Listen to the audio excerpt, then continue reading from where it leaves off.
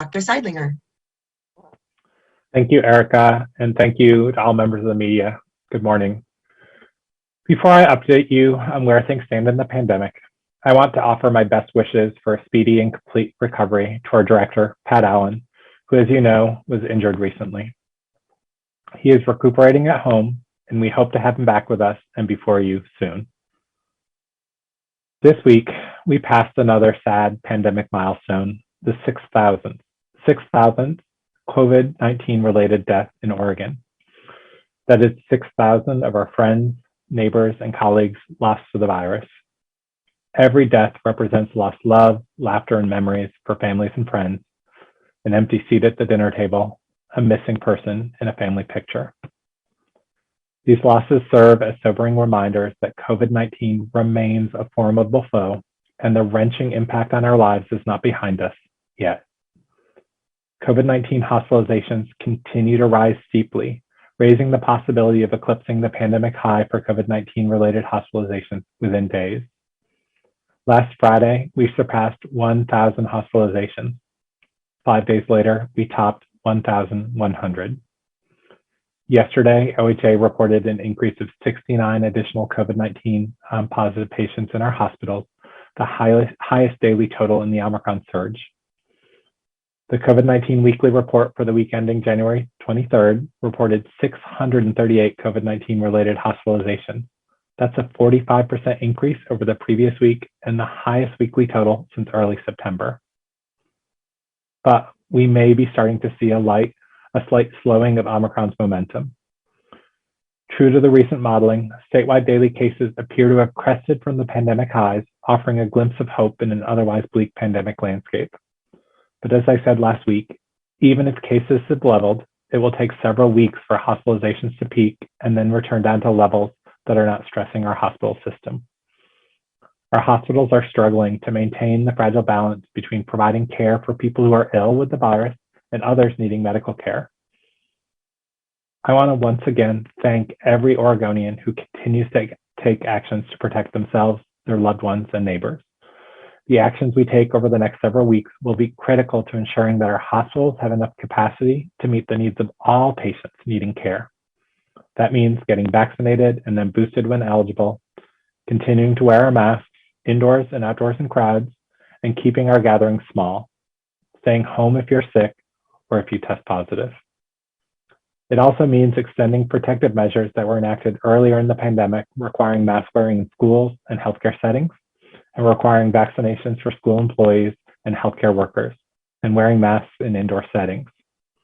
These rules are being submitted to the Secretary of State today, and additional rules are anticipated in the coming days for those not filed today. Our hospital system is nearing a breaking point. We are simply not yet at a point where we can consider relaxing these crucial protections. These protections are critical to protect the residents in our long-term care and congregate care facilities and our healthcare workers. These protections are critical to ensuring that our school-aged children, their teachers and staff can conduct in-person instruction every day. These measures will not be in place forever, but they are needed now. As we have throughout the pandemic, we will continue analyzing the data and develop reasonable metrics and a thoughtful process for discontinuing these measures when it's safe. Public comment on the general mask rule for indoor public spaces is still being reviewed. Let me close today by talking a little bit about booster doses. As has been clear for weeks now, we will fall short of our goal to get 1 million additional Oregonians a booster by the end of January. The purpose of setting the goal was to promote the effectiveness of boosters as a shield against the Omicron variant. While it is disappointing to fall short of the goal, we have good news, and that is that nearly 500,000 Oregonians have taken the opportunity to receive a booster. Thank you. That's nearly 500,000 people who are better protected themselves from the virus. Thank you. Nearly 500,000 people who are far less likely to spread the disease to others. Thank you. Nearly 500,000 people who now are far less likely to occupy a critically needed hospital bed because of the virus. Thank you. Every booster shot administered gets us closer to the goal that we all want to attain, an end to the pandemic in Oregon. Let's look at how our state compares amongst US states in vaccinations and boosters, according to the CDC data. We're 10th among all states in DC in percent of total population, children and adults, who are fully vaccinated and have received their booster dose. We're also 10th in the percentage of people 18 and older who are fully vaccinated and have received a booster dose. We're 12th amongst that same group in the percentage of people 65 and older who are fully vaccinated and have received a booster. And our total vaccination dose rate is 18th best among states and the District of Columbia. My thoughts go out to all the Oregonians who are battling this virus, those worried about family members in the hospital, and those mourning the loss of a loved one. The pain of COVID is still great, but we can all do our part to blunt this new surge by continuing to wear our masks, staying home when we're sick, getting vaccinated, and when it's our turn, by getting a booster shot. And with that, I'll be happy to take your questions. Thank you, Dr. Seidlinger. Our first question comes from April with Oregon Public Broadcasting. Go ahead, April. Hi, thanks for taking my question. Can you hear me okay? Yes. Great. I was just wondering if crisis standards of care are going into effect anywhere in the state, and if there's anything more the state can be doing to help ease that crunch. Thank you. As of right now, we don't have healthcare systems that are using crisis standards of care.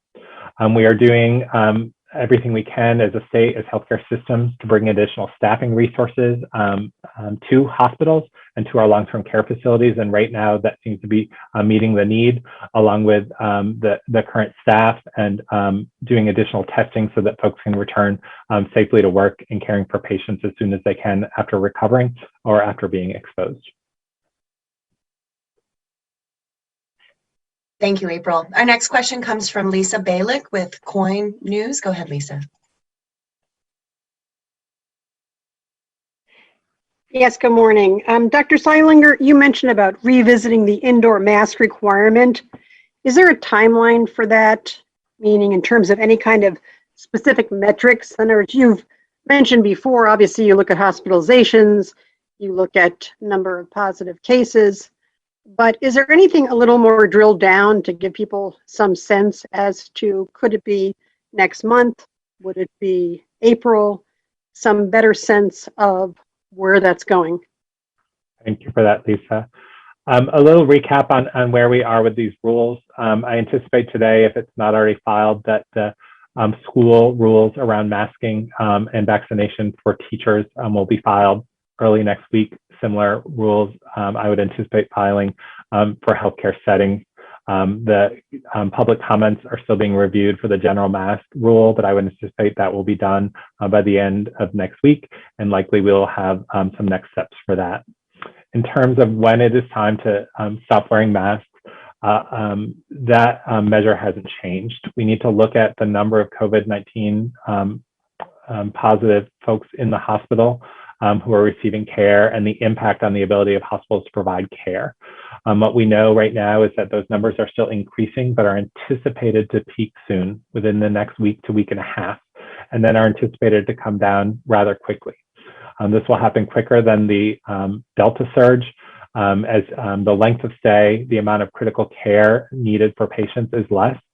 So I would anticipate that in the coming weeks to month and a half, that we will see a significant decrease in the number of people with COVID in the hospital. And at that time, it'll be a time to start talking about, can we move from a requirement for masks in indoor public places to a recommendation for certain populations or in certain communities where the rate's higher. So right now, as we are still facing the onslaught in our hospitals with increasing COVID, is not the time to relax those, but this is not a forever, and I would anticipate it's really in the coming weeks to at most a couple of months that this requirement would still be a necessary tool that we'd need to use statewide. Thank you, Lisa. Our next question is from Brian Anslinger with K2 News. Go ahead, Brian. Thank you, and thank you, Dr. Seidlinger. Question, how concerning is it to see more kids ending up in the hospital because of COVID-19? And is there a plan already in place for OHA to distribute vaccines for children under 5, presuming approval comes through soon? Thank you. I think it's always concerning to see an increase in hospitalizations, whether amongst children or adults, but that's especially true amongst children. Children are still protected from the ravages of COVID-19 compared to adults. We've seen much lower hospitalizations, serious complications, and deaths. But as cases have increased significantly during Omicron, we are unfortunately seeing the number of children being hospitalized increase as well. This is probably due to several factors. The increase in cases in general, the fact that children still remain unvaccinated, with the youngest children not being eligible for vaccines, and with the Omicron variant impacting the upper airways more than the lower airways in the lungs. And this often causes more respiratory difficulty, breathing difficulties for young children. So I think that's what we're seeing right now. Children appear to be, the children who are being hospitalized appear to be receiving care and being discharged at the end of that, but this number is always distressing to see. And it's especially distressing for the children and their families who love them, who are worried about their care. So this number is not all that surprising, but we hope to see that come down as the general hospitalization numbers come down. As far as vaccinations for younger children, we are actively, watching the data and watching our federal partners, as we would anticipate approval sometime later this year for vaccines for younger children. As with the vaccine that were available for younger children earlier in the pandemic, we will continue to work through multiple channels to have those vaccines available for parents for their children. We anticipate use of our pediatric health professionals and other primary care providers to deliver many of those vaccines. May have those vaccines available in pharmacies and other locations where we have providers who are comfortable vaccinating younger children. And we will likely have some community-based events where younger children and the whole family can get vaccinated. So we'll use those multiple avenues, and we stand by waiting to see the data, to see the safety and effectiveness data. And if that shows a recommendation is made for this younger population, we'll be ready to vaccinate these younger children. Thank you for the question, Brian. Our next question comes from Gary Warner with EO Media. Go ahead, Gary.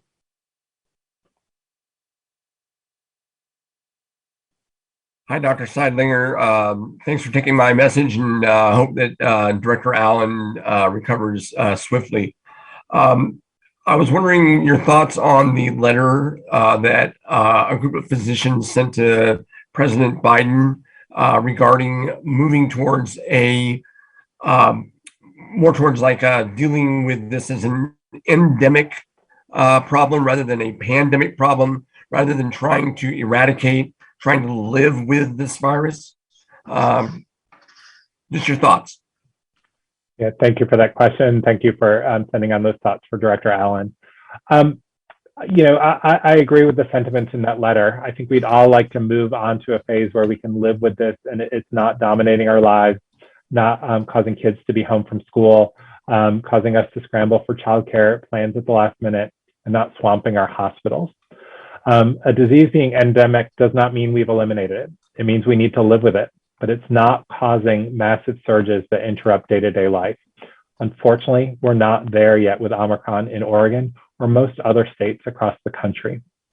We have over 1,100 patients in the hospital right now with Omicron in Oregon. We have hired healthcare workers who are providing the care for them and the other patients that are there.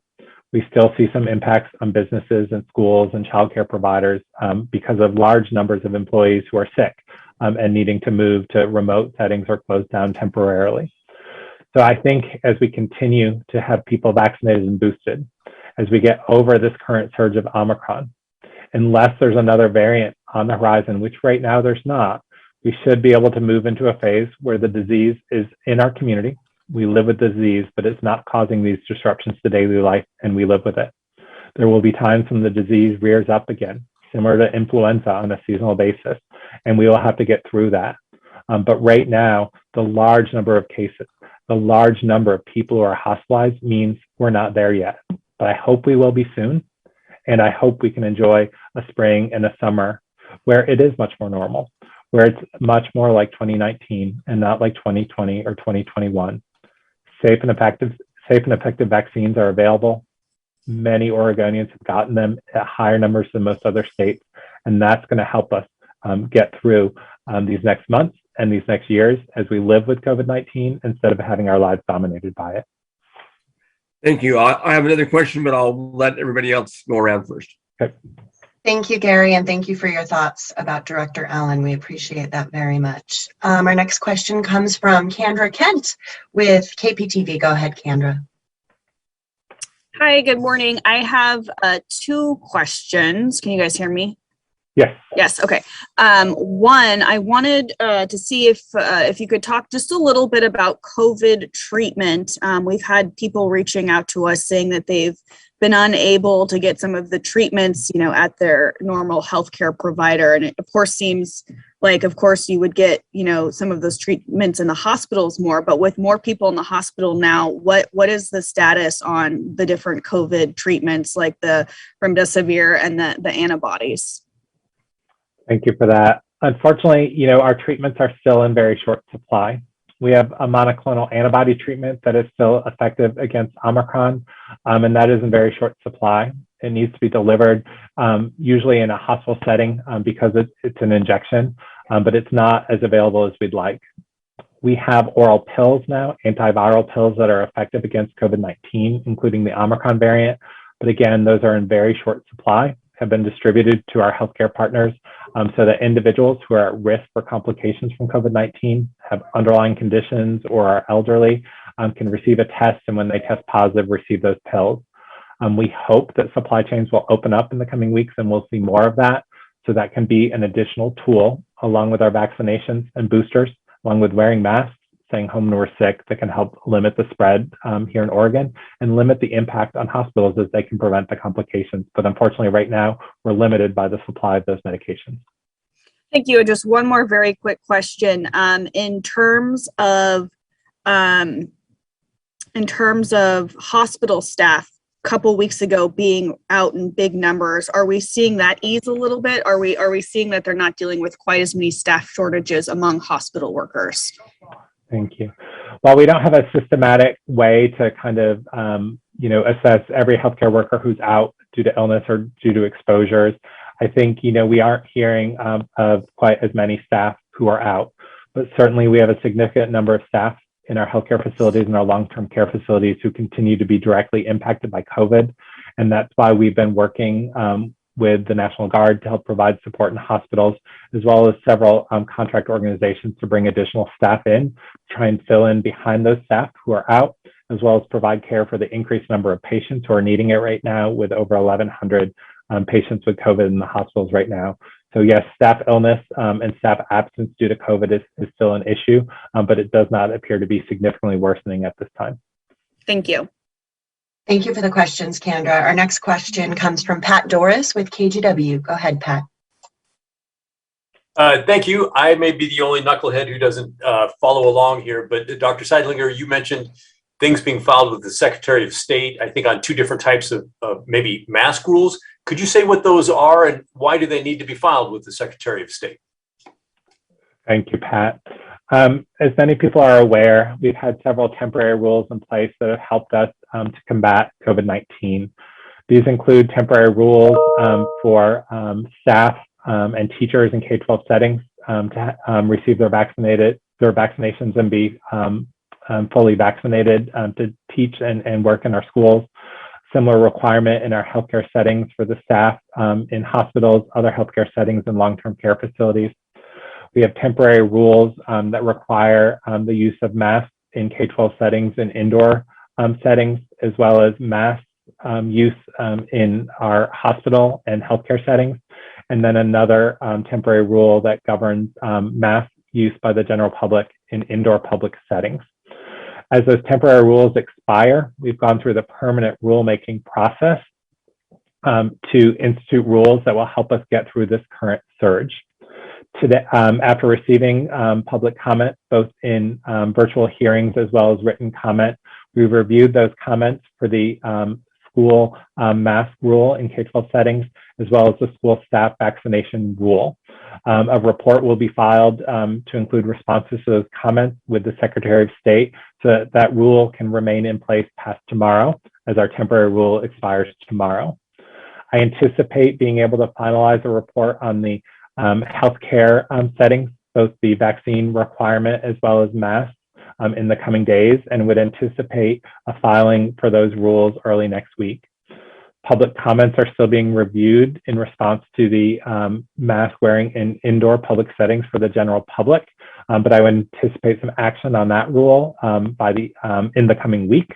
So each rule, when it becomes effective, the report and the rule language is filed with the Secretary of State so that that can be in effect here in Oregon. A similar process was followed for the temporary rules, and that's just part of the process as we implement these rules to help us continue to fight this pandemic here in Oregon. Thank you for the question, Pat. Our next question comes from Sarah Klein with the Associated Press. Go ahead, Sarah. Hi, yeah, I had a question about the indoor mask rule. So I know it's still under review, but if you guys do go forward and it's implemented, I know you said you're hoping that it'll be lifted once hospitalizations go down and stuff, but if there is another variant down the line and the rule is lifted and you want to re-implement it because health officials see it fit, what is the process of that? Thank you for that question. I think, we will continue to review public comment and assess the filing for this rule. And we'll also, assess what metrics, what specific data points can we look at, or what timeline can we look at to anticipate rescinding this rule based on what we're seeing right now with the current Omicron surge and what's on the horizon. Right now, there's not another worrisome variant on the horizon. Our vaccines continue to be effective, and our oral therapeutics, while in short supply, work against Omicron, and we anticipate having more of those. If a future variant comes into Oregon, into the United States, that is causing more severe disease, I think you'll see public health recommending masking in more settings, even if the requirement is not in place. If the rule is rescinded, it could be reinstated based on local conditions. But what I would anticipate is moving to a recommendation phase because of the other effective tools that we have. Temporary rules, governor's executive orders were used early on in this pandemic to respond to this. But as we moved into a more long-term response, we're using our permanent rulemaking process to keep these tools going so that we can maintain hospital capacity, get through the surge, and get to a place where we're not wearing masks in most settings, where we're not seeing impacts on businesses being able to operate because their staff are out ill, where we are living with this disease and not facing this disease every day as we leave our house. Thank you for that question, Sarah. Our next question, Dr. Seidlinger, was submitted via text, so I'll just read it. It's from Angelina Dixon with KVEL News in Eugene. And you did touch on this a little bit, but just asking the question here. She noticed there that we are in a downward trend in terms of cases. Do we see this trend continuing? And also, have we peaked yet in terms of Omicron? Thank you for that. I think what we see overall in our statewide cases, we appear to be at a plateau, maybe slightly decreasing. While we know that those reported cases are not all cases because most home-based tests are not reported to us. Those who don't seek a test aren't reported to us. I do think that plateauing, the potential, beginning of a decrease is real. What we're seeing in the Portland metro area that was hit first by the Omicron surge is that cases appear to be going down in the Portland metro area counties. Those are all good signs, and all signs that the actions Oregonians continue to take, getting vaccinated, boosted, wearing masks, staying home when they're sick, rescheduling plans for a time when COVID is not surging, are making a difference. Our forecasted peak has gone down several times in our forecast as we've learned more about the Omicron variant, but really as we've looked at the behavior change that Oregonians have made to combat this virus and to save our hospital system. So yes, I think we're kind of at or near that peak of cases right now. We appear to be maybe kind of just over that peak in the Portland metro area. Other parts of the state are still seeing an increase, and our hospitalizations are still increasing. So I want people to focus on that good news. We're making a difference, but also know that now is not the time to let up our guard. we saw a massive number of cases occur as we came up this peak, and we're going to see that same massive number of cases occur as we go down the peak. But we can see that light at the end of the tunnel. We're closer to being able to be in a place where we're living with this virus rather than combating it and fighting it at every turn. And that's really thanks to the hard work and sacrifices that Oregonians have made. Thank you for that question, Angelina. Our next question comes from Fedor Zarkin with the Oregonian. Go ahead, Fedor. Hi, thank you. So how many people are hospitalized right now in Oregon with COVID-19, like the latest numbers for today? Let's see, I gave you the numbers, Trish. I don't have the numbers in front of me for today. Let's see. I think today we'll be reporting 1,125 Oregonians in the hospital. That's 5 fewer than we had yesterday, and 176 COVID positive patients in ICU beds. That's up 7 from yesterday. Okay, so with OHSU's forecast of 1,550 hospitalization at the peak of February 1st, is Oregon still gonna hit that peak, or have you revised the peak downward? Again, I haven't seen revised forecasts this week, but in talking with Dr. Graven at OHSU and looking at the latest data, that peak may be slightly lower. I think we still anticipate reaching that peak of COVID-19 positive patients in the hospital at the beginning of February, which is really just a week to potentially a week and a half away. So I think we are going to continue to see overall daily increases in this number in the coming week, but hopefully there we'll hit our highest point and start to see that number going down, start to see less people needing that care, less families that are concerned and anxious about their loved ones, and less stress on our healthcare workforce as they care for these folks. But yeah, I hope that with the data trends we're seeing, we may see that peak even a little lower than the most recent projection. Just to follow up real quick, to hit that projection right now, it would take more than 70 new hospitalizations every day. So given we dropped 5 since yesterday, I mean, is there any indication the peak might be substantially lower than what was previously projected? Thank you. I think, getting certainty into the forecast, of Omicron, of any of the variants of COVID has been tricky. I do think we're going to continue to see increases, hopefully not reaching that peak of 1,500, but we have seen some pretty dramatic daily increases in hospitalizations during this rise. The slope of this increase has been rather steep, even steeper than that in Delta. So, we could have a few very bad days in front of us, but I anticipate a revised forecast coming soon. We are watching that data closely. What we know is that other parts of the state that are now seeing increases in reported COVID cases are parts of the state with lower vaccination rates that have populations that may skew older. And so we may see slightly increased hospitalizations compared to cases in those regions, and that's accounted for in our forecast. Thank you for those questions, Fedor. Our next question is a follow-up question from Gary Warner, EO Media. Go ahead, Gary. Hi, yeah. One of the anomalies that I've noticed is the number of high cases per capita in Deschute County, a county that has a very good vaccination level, but still has been number 1 or number 2 for much of the past, 6 weeks. Do you guys have any idea about why that's happening there? No, and I think we've seen this pattern with Deschute, in previous surges as they came in, that Deschute has often had higher case rates than we would anticipate based on their vaccination status. Some of this can just be due to the density of population, with Bend being more densely populated compared to many of their neighbors.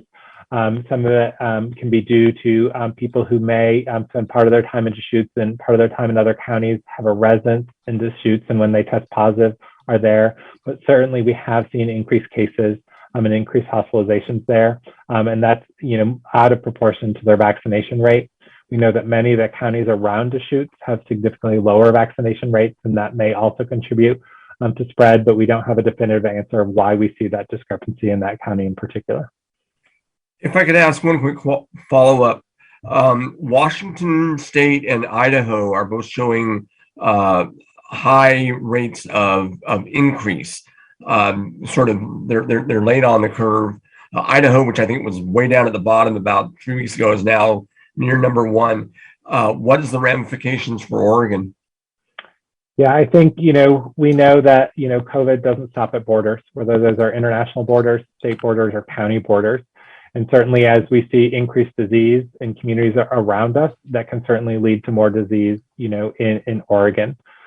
Oregon and Washington, which have had similar approaches to combating COVID-19, have also seen fairly similar cases and patterns in case distribution. Washington's cases have been higher than Oregon throughout much of this Omicron surge, but we're following similar patterns. Idaho with significantly less, vaccination overall than Oregon, has had different patterns and oftentimes much higher surges and much wider peaks than we have. So certainly, in our border communities that have significant travel back and forth to other states, if their rates are higher, I would encourage Oregonians to continue to heed precautions when they're visiting businesses, friends, families, acquaintances in those locations. I continue to recommend getting vaccinated and boosted when you're eligible, because those kind of activities will provide you the greatest protection, even if you're in communities where Omicron is spreading at a higher rate than it is in your home community. Thank you. Thank you, Gary, for those questions. Our next question comes from Kendra Kent. It's a follow-up question. Go ahead, Kendra. Yes, this last question is actually a little bit different. You talked about the light at the end of the tunnel, and we've been hearing that for so long now. What can you share about trends in suicides, how you guys are tracking that? What have you noticed? What can you report to us now that we're like 2 years into this? Thank you for that.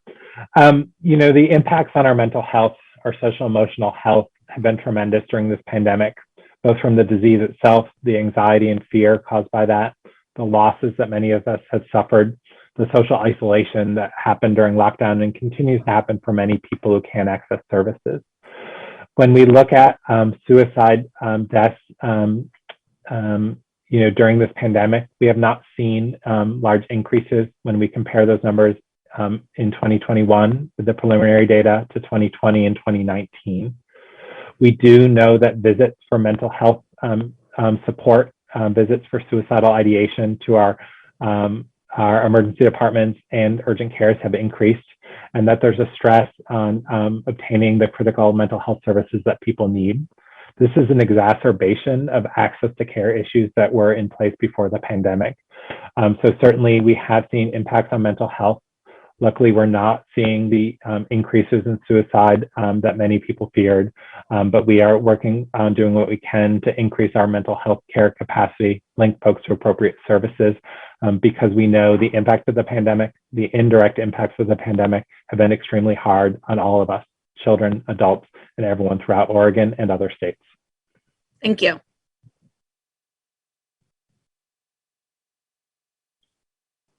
Thank you for that question, Kendra. Okay, this appears to be our last question. This question comes from Lynn Terry. Go ahead, Lynn Terry.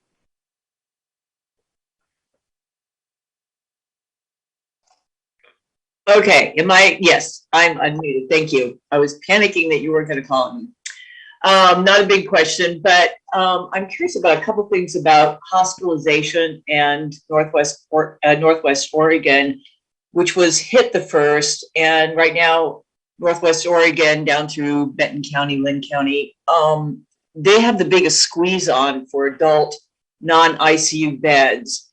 And so you said that, cases are starting to level out, but that hospitalizations will increase. So I'm wondering, one, are there plans to increase staffing in these hospitals, which appear to be getting overloaded right now? Or two, could we reach an unusual situation in which the metro area, for example, would be sending cases, to rural counties, for example, or Central Oregon or Southern Oregon? Thank you for that. So our hospitals, really do work as a system across Oregon, and particularly in times of surges or increased patients, that becomes critically important. Typical hospital referral patterns, they will have hospitals that they refer to. There are often referrals to tertiary centers within regions and more specialized care that may be accessible in urban areas or in the Portland metro area transfers occur from across the state and even from other states. While cases are just now looking like they're coming down here in the Portland area, the hospitalization numbers do lag in that. So continuing to see significant impacts on hospitalizations in Northwest Oregon is not that surprising. We're also continuing to see cases increase in the throughout the rest of the Willamette Valley, and those cases do not appear to have plateaued and are not coming down. Hospitalizations, unfortunately, are going to continue to increase in the Portland area and likely across the state in the coming days and weeks. And we have been working very hard to get staff to those hospitals in the Portland metro area, in other areas, and across rural Oregon.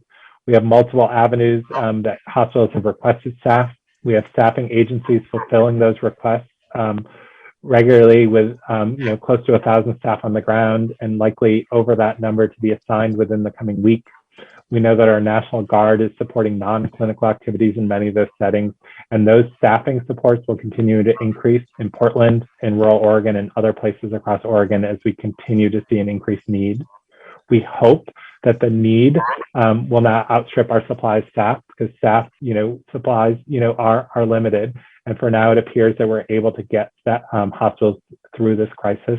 And that's thanks to the hard work of all Oregonians in taking steps. But we need you to continue to take those steps to limit the spread now, as our hospitals are about to face their most severe crisis. Thank you for those questions, Lynn. We actually do have a couple more questions. We have a follow-up from Fedora Zarkin, which I will get to you in a second, but one was submitted via text, Dr. Seidlinger, and it was, what are the current death trends right now? Yeah, what I said, we know that reporting of deaths can be lagging, and death is a lagging indicator. So I'd anticipate, unfortunately, that with the large surge in cases we've seen and the large number of hospitalizations, that we're going to see deaths go up. Luckily, the rate of death from Omicron is much lower than it has been from previous variants. But unfortunately, just due to the sheer volume of cases that we are currently seeing and that we will continue to see in the coming weeks, we're going to see death numbers remain relatively high for some time here in Oregon.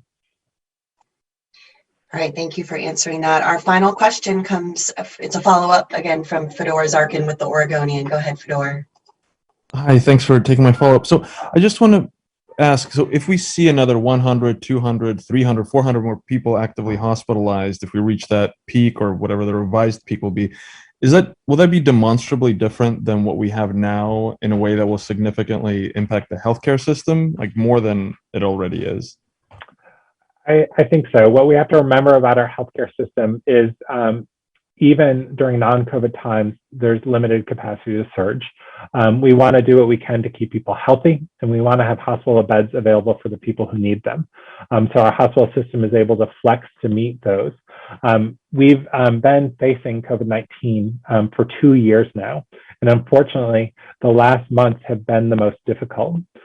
During the Delta surge, an incredible number of folks were hospitalized, the folks needing intensive care, ventilators, and even ECMO, specialized machines that oxygenate the blood, were at the highest levels we've seen throughout the pandemic. Those numbers in the hospital were still coming down when Omicron was first detected in November and started to spread here in Oregon in December. So our healthcare workforce is extremely tired from having dealt with this for over 2 years, from having come down off the most severe peak into an even more severe peak. We know that healthcare staff are impacted still by COVID-19, have caretaking responsibilities because of daycare that's closed or schools that are closed or other relatives or folks that they need to care for who have COVID-19. And we know that we're continuing to see higher numbers of folks hospitalized. And so all those things are going to impact the ability for our hospitals to absorb 100 more patients or 200 more patients.